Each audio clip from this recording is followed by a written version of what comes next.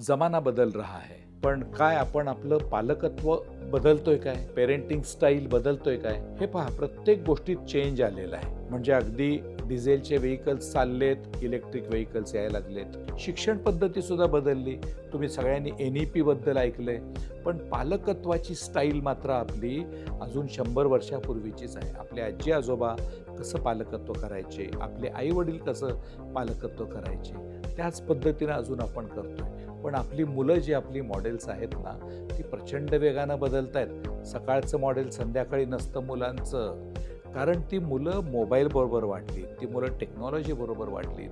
त्या मुलांना आत्ताच्या आत्ता पाहिजे इन्स्टंट ग्रॅटिफिकेशन त्या सिस्टीममध्ये वाढलेली आहेत.